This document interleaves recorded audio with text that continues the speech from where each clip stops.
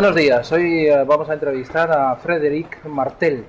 Es periodista, es sociólogo y acaba de lanzar un libro que está siendo todo un bombazo, que está removiendo las aguas ya de por sí un poco turbias de la Iglesia Católica en todo el mundo. Se llama Sodoma y hace un retrato de la realidad homosexual de la Iglesia, del Vaticano y de la Iglesia mundial, con una serie de claves que explican cómo está influyendo la homosexualidad en la Iglesia de antes, en la Iglesia de ahora del Papa Francisco. El libro se ha vendido en todo el mundo, en las principales lenguas, inglés, francés, italiano y español, y hoy está aquí en Madrid el autor para hablarnos del libro. Bonjour Martel. Bonjour. Comment ça va les ventes du livre? C'est un livre qui est numéro 1 des ventes en France, au Portugal, qui est rentré dans la liste des best-sellers du New York Times aux États-Unis et qui est dans les meilleures ventes en Italie, en Suisse, aux Pays-Bas, en Belgique, au Canada, en Australie, en Irlande. Pas en Espagne? Non, parce que le livre sort en Espagne seulement le 14 mars, donc il n'est pas encore en vente en librairie. Ah, ok. Alors, au Pays-Bas, il est déjà en librairie? Et il sera en Pologne dans quelques jours, et puis ensuite dans 3 ou 4 nouveaux pays, l'Allemagne, le Slovène, le Croate, le Au Pays Basque en euskera? Non, le Pays-Bas. Ah, les Pays-Bas. Les Pays-Bas, Netherlands. Ok, Hollande. Il t'ont pas excommunié encore? C'est en voie, mon procès est en cours. C'est un long procès canonique, c'est une décanonisation en fait. Quel écho t'as eu de la part de la hiérarchie ecclésiastique? Aucun. Aucun? Non. Il y a eu quelques petits démentis. Par exemple, le cardinal de Bogota a dit à propos du chapitre sur le cardinal Alfonso López Trujillo, il a dit c'est une calomnie absolue. Bon, je pense qu'il faut qu'il soit prudent parce qu'il est très possible que ce que je raconte soit confirmé par de nombreux prêtres et même des livres prochainement. Et d'une certaine manière, c'est peut-être au fond une petite calomnie que de dire que mon livre est une grosse calomnie. Donc, c'est assez marrant parce que c'est assez piquant. Parce qu'on a beaucoup de preuves sur Alfonso López Trujillo. Voilà, après, dans l'ensemble, les réactions sont intéressantes parce que chez les catholiques, c'est très divisé. Il y a une partie des catholiques qui critiquent ce livre, plus ou moins. Et puis il y a une partie en France, en tout cas, de catholiques, des grandes revues, qui ont dit que il fallait que ça soit raconté, que cette histoire devait être connue, et qu'en fait, c'était ce qu'on appelle en français un secret de Polichinelle. Ça veut dire quelque chose que tout le monde connaissait, en fait. Un secreto de Polichinelle. Desde que lo has lanzado hasta ahora, hay quien dice... en italien, en espagnol, ça va. Hay quien dice que tú tienes precisamente muchas cosas guardadas para rebatir las posibles desmentidos que tenga. Get a lot of things just to answer when they attack you or when they say something. C'est pas un livre de outing. Je ne révèle pas l'homosexualité de cardinaux vivants. Donc c'est pas un livre qui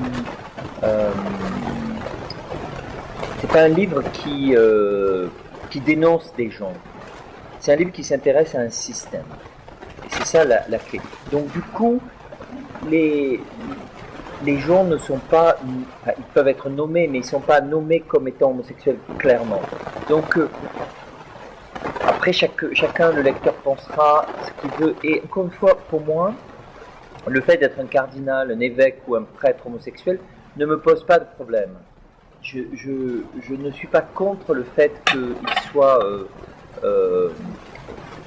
je ne veux pas les dénoncer, je veux juste expliquer au fond ce qu'on pourrait appeler un mensonge d'État. Depuis plus de 50 ans, et sans doute auparavant, l'Église a menti sur une réalité.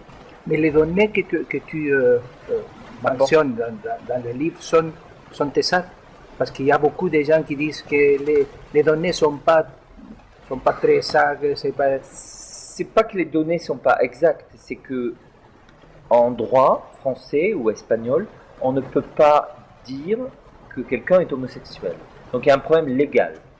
Il y a aussi un problème moral pour moi, parce que je ne veux pas outer les gens. Donc du coup, je suis obligé de m'intéresser davantage au système d'ensemble qu'aux situations individuelles. Voilà. Et je vais aussi publier 300 pages de notes, de bibliographies, de références d'articles qui seront en ligne prochainement et qui vont permettre aux gens d'avoir tous les articles à ce sujet. Alors, on y va dans les clés profondes. Tu dis dans une d'elles que combien plus il est homophobe, plus homosexuel dans l'Église. C'est une de tes clés. Pourquoi? Oui, parce que au fond, ce que je me suis rendu compte, c'est que beaucoup de personnes pensaient que il y avait une contradiction entre quelqu'un qui était homosexuel lui-même et finalement le fait qu'il soit homosexuel ou d'ailleurs homophile. Je fais une parenthèse, mais pour moi, un homosexuel, ça peut être beaucoup de choses. Il y a ce qu'on appelle des homophiles, ce sont des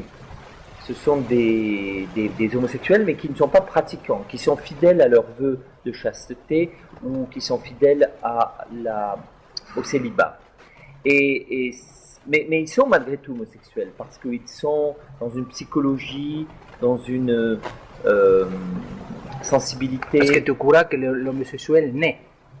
Non, je ne crois pas qu'on est homosexuel. En tout cas, ils peuvent l'être sans pour autant qu'ils le pratiquent. Et c'est ce qu'on appelle des homophiles. Et ça, c'est intéressant parce que c'est une figure un peu paradoxale. Je crois que donc un homophile, c'est un homosexuel qui ne pratique pas, qui reste chaste, qui est fidèle à son vœu de chasteté. Il y en a dans l'Église? Ah oui, beaucoup, oui. Et c'est ça qui est... donc, pour moi, ce sont des homosexuels parce qu'ils sont aussi extrêmement, je dirais, marqués par cette spécificité. Si on parlait comme ça, comment est-ce qu'ils sont arrivés à être homosexuels? Ben, la clé, elle est là. Elle est que, au fond, on est dans un système où ce sont des règles sociologiques. Il ne s'agit pas d'un accident, ou il ne s'agit pas de brebis égarées ou d'un lobby. Il s'agit d'une sociologie. Et c'est ça la clé. C'est-à-dire que beaucoup de personnes qui, en Espagne, en Italie, en France, quand ils ont 20 ans, qu'ils se découvrent homosexuels, ou en tout cas qu'ils comprennent qu'il y a un problème. Peut-être ils n'aiment pas trop les femmes, ils ne veulent pas se marier, ils sont un peu critiqués par leur entourage, ou à l'université, on se moque de leur... ils sont un peu efféminés, on se moque de leur attitude, de leur sensibilité. Lorsque vous êtes dans les années 50, dans les années 60, auparavant dans les années 40, et que vous avez ce type de problème, ou en tout cas d'incertitude, vous êtes condamné.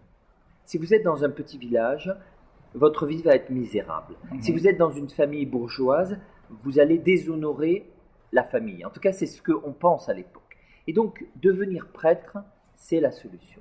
Devenir prêtre... C'est la cachette. Oui, ça permet de trouver une solution à son problème. Et donc, c'est un phénomène sociologique massif. Un grand nombre de prêtres qui rejoignent l'Église dans ces années sont homosexuels. Et peut-être qu'ils vont rester fidèles à leur vœu de chasteté. Peut-être ils ont la foi. Je ne nie pas le fait qu'ils ont réellement une foi. Mais ils sont aussi homosexuels. Et même s'ils vont rester chastes, ce qui arrive pour certains d'entre eux, malgré tout, ils sont dans une sensibilité homosexuelle. Ils sont dans une culture homosexuelle. Et le problème, c'est que le fait qu'ils soient homosexuels ne me dérange pas. Je ne les juge pas. Je n'ai aucune critique à leur égard. Par contre, le problème, c'est que le système va être un système construit sur l'hypocrisie, sur le mensonge, sur la double vie. Et c'est ça le sujet du livre. Mais pourquoi, si ces gens-là se maintiennent mantiennent le célibat, puis se maintiennent chastes. Pourquoi Parce que, d'abord, ça va être un combat pour eux. Ils vont avoir un combat tout au long de leur vie. Mais comme les hétéros. Oui, sauf que la particularité, c'est que, au fond, surtout quand vous êtes dans un monde fermé, c'est un monde d'hommes. Il n'y a pas de femmes. Mhm. Et donc, ils sont entourés dans un univers très, très homo-érotique, très désireux souvent, surtout dans les séminaires. La tentation est là. La tentation est là. Continuellement. Et puis, la chasteté qui est défendue par un cardinal de 90 ans, c'est possible.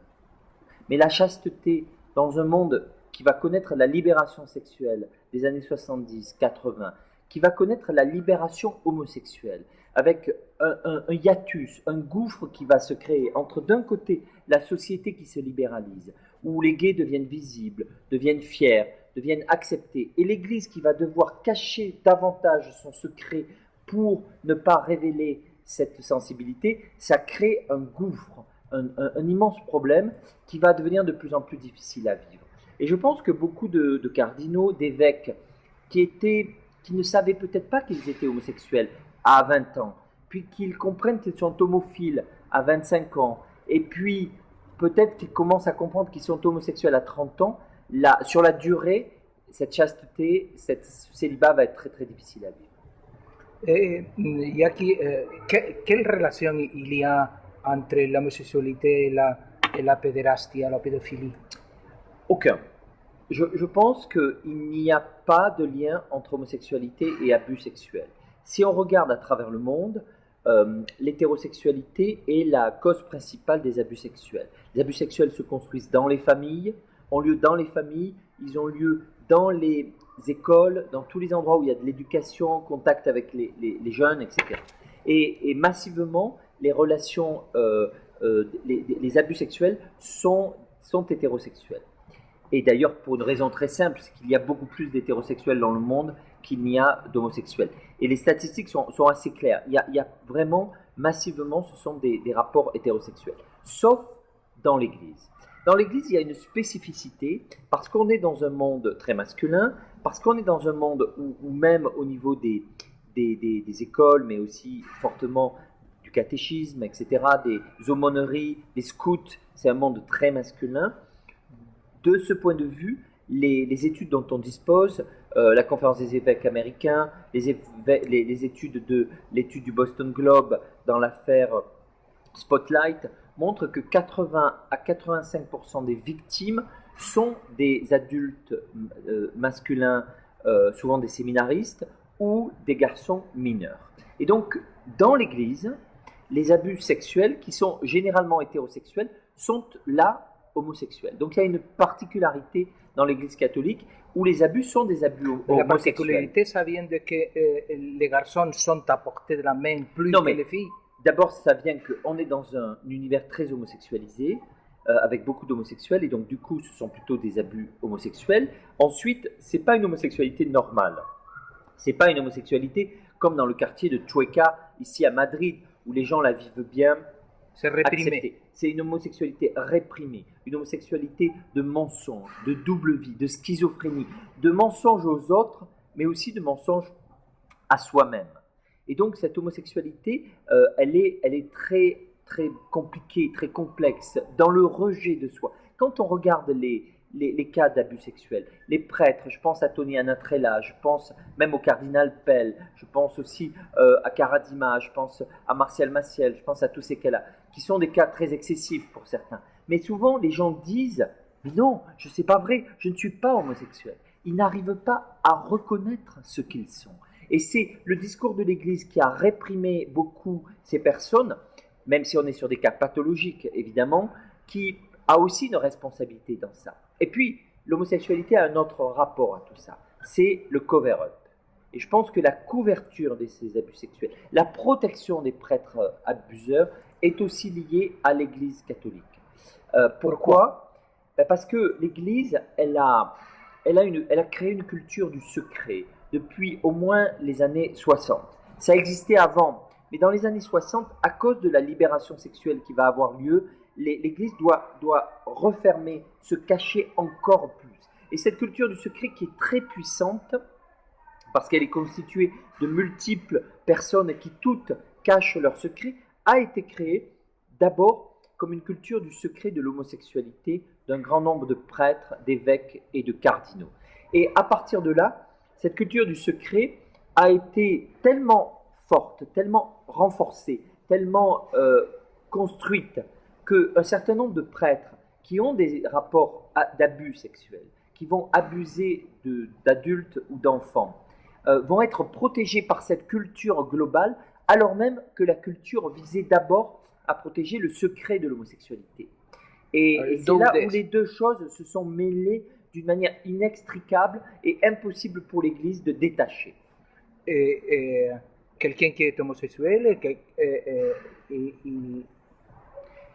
tous les cas d'abus sexuels, dans un grand nombre de cas, l'évêque qui protège un prêtre homosexuel, il est lui-même homosexuel. Quelque chose à occulter. Oui, il est lui-même homosexuel. Et s'il y a un abus sexuel que commet ce prêtre, il ne veut pas défendre l'abus, il veut se défendre lui-même. En protégeant le prêtre, il se protège lui-même. Et donc, c'est parce qu'il a peur de la médiatisation, il a peur d'un procès, il a peur du scandale, il va préférer bouger la personne dans une autre paroisse que se protéger lui-même. Dans la très grande majorité des cas, les évêques qui protègent des abuseurs sont eux-mêmes homosexuels. Il y a aussi des cas que l'évêque il y a d'affaires d'économie ou oui, alors il y a aussi d'autres raisons, de... la question de l'argent, etc. Mais il y a surtout la question de la peur. Ils sont terrorisés. Et aussi la question de, au fond, si on écoute bien le discours de Benoît XVI et surtout du cardinal Ratzinger pendant 40 ans, 30 ans, on va avoir un discours où on va constamment mêler homosexualité et abus sexuels. Au fond, l'Église dit le pire, c'est l'homosexualité. C'est quelque chose d'intrinsèquement désordonné. Et il y a des centaines de textes, d'interviews, de bulles, de remarques, d'encycliques contre l'homosexualité. Et au fond, le cardinal Ratzinger ne va pas distinguer entre une relation consentante entre majeurs, qui est l'homosexualité, et des relations pathologiques, qu'elles soient avec des mineurs ou qu'elles soient avec des adultes non consentants. Et ce gap, cette impossibilité de distinguer les deux est la faute principale de l'Église qui va mener à ces abus sexuels. En fait, ça continue à être un péché, l'exercice de l'homosexualité, ça continue à être un péché. Et alors même que c'est légal et que l'Église n'arrive pas à distinguer ces deux choses, c'est la matrice même de toutes les affaires d'abus sexuels. Pourquoi les plus homosexuels dans l'Église sont les plus partidaires du célibat? Parce qu'au fond, ça leur convient très bien. Les homosexuels, pour un homosexuel, quand on lui dit « tu ne vas pas te marier, tu vas rejoindre un univers d'hommes », c'est une solution. Au fond, ce n'est pas très compliqué. Autant les hétérosexuels vivent très mal, et tu le sais mieux que moi, vivent très mal la chasteté, vivent très mal le célibat, parce qu'on les prive réellement de vivre avec une femme et une sexualité normale. Au fond, les homosexuels, eux, considèrent que l'Église va leur éviter de se marier et de vivre avec des femmes. Après, ils se débrouillent. C'est une protection. Ce qu'il faut comprendre, c'est que l'Église est un refuge pour les homosexuels. C'est pour ça que tu dis que la réforme du pape François sont en train d'être répudiées par les clergés homosexuels parce que ça rompt sa sécurité. Oui, ce que je ne comprenais pas, c'est pourquoi les prêtres gays que je connais, j'en connais énormément, et qui me parlent, ils n'aiment pas François. Pourquoi ? Alors, après, il y a aussi, heureusement, des prêtres gays libéraux qui aiment bien François, mais il y en a beaucoup qui ne l'aiment pas parce que, au fond, ce système était assez clair. Tu pouvais être homosexuel, tu rejoignais l'Église. Tu étais homophobe à l'extérieur pour montrer que tu n'étais pas homosexuel. À l'intérieur du système, au fond, la tolérance était assez grande. Et les gens s'adaptaient très très bien avec le discours homophobe. Et en fait, il n'y a pas de contradiction, et c'est ça qu'il faut comprendre. Il n'y a pas de contradiction entre d'être homosexuel et d'être homophobe. En fait, les deux choses sont liées. Tu es homophobe parce que tu veux cacher ton homosexualité. Donc en fait, c'est une clé. Même en Espagne, plus un cardinal, plus un évêque est homosexuel, plus il y a de chances qu'il soit homophile ou homosexuels. C'est comme ça qu'on les reconnaît en fait. Donc dès que vous en voyez un qui est très homophobe, qui critique, qui dénonce les homosexuels, il y a un doute qui existe. Et les prêtres hétérosexuels ne sont pas homophobes, parce que ce n'est pas un problème pour eux. Ils acceptent assez bien l'homosexualité, parce que eux, ils sont clairs avec leur chasteté. Et c'est là où le système est construit sur une très grande hypocrisie et une très grande double vie. Le système est dominé, le système clérical est dominé par les clergés homosexuels? Je pense, ouais. Dans quel pourcentage? Parce que tu donnes le pourcentage de 90%? Non, moi je n'ai pas donné de pourcentage parce que je ne peux pas. Comment savoir? Personne ne sait. Je cite un certain nombre de prêtres qui connaissent très très bien la curie romaine où ils ont vécu depuis 20 ans, 30 ans, et ils disent 80%, 70%, mais eux-mêmes ne savent pas. Donc moi je les cite, mais je ne valide pas, je ne reprends pas ces chiffres à moi-même. Par contre, lorsque je suis sur des groupes petits, par exemple, je travaille sur 12 cardinaux et assistants très proches du pape Jean-Paul II. Une douzaine de personnes qui ont été les personnes principales du pontificat. Et là, je les connais extrêmement bien, j'ai travaillé sur eux, j'ai des témoins. Il n'y a pas d'insinuation dans ce livre. Tout est basé sur des faits précis. Même si parfois je ne peux pas révéler ces faits. Sur ces 12 cardinaux très proches de Jean-Paul II qui ont fait le pontificat, je montre que la moitié, c'est-à-dire plus de 6, sont homosexuels. Là, je peux le dire parce que je suis sur des individus qu'on connaît.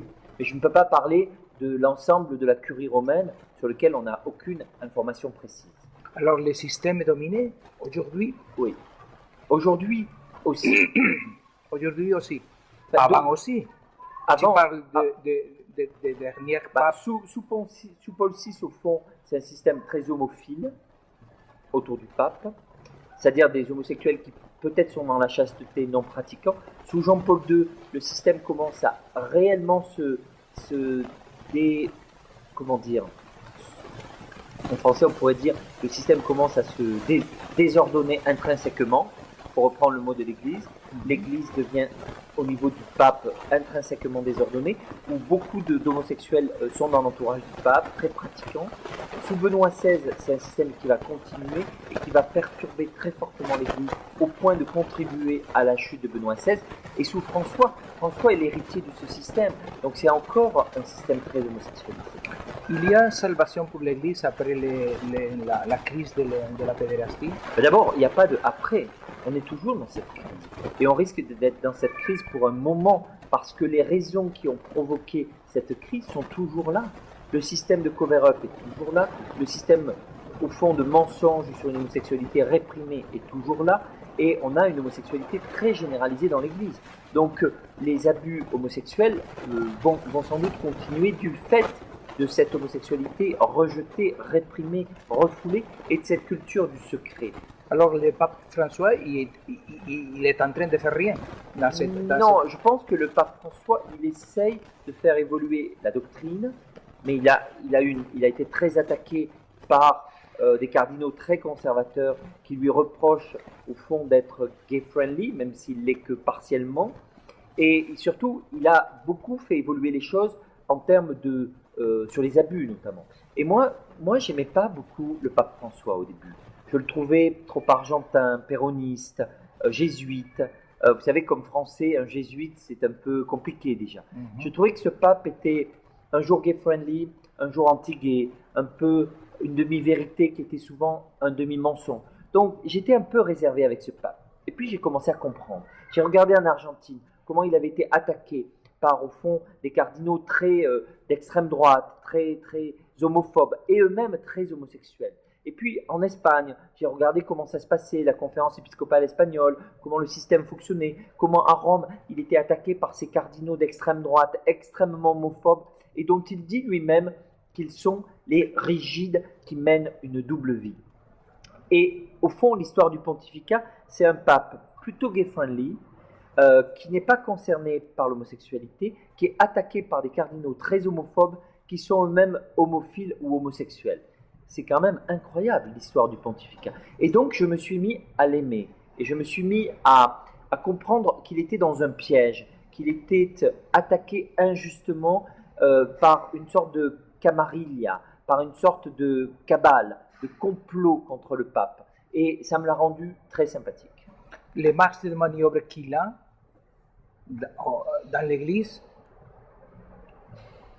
Assez faible, mais il est assez rusé, intelligent, décidé à agir. Et je dirais que ce pape, tout va dépendre de est-ce qu'il est encore pape pendant 10 ans, ou est-ce que pour des raisons de santé ou parce qu'il démissionnerait, il va partir rapidement. S'il est là encore pendant 10 ans, ce que j'espère, il va changer le collège cardinaliste très fortement, puisque la plupart des cardinaux ont déjà 70-75 ans. Si par contre il devait s'arrêter prochainement, le risque c'est qu'on ait un backlash et qu'on ait un changement en retour en arrière. la hiérarchie espagnole est homophobe, Elle est homophobe et assez fortement homosexuelle. Ouais. tous les deux. Les deux sont de même. L'homophobie va de pair avec l'homosexualité. Ceux qui sont homophobes sont probablement parmi les plus homosexuels. Ok, pues merci beaucoup. Tout? C'est tout. Très bien.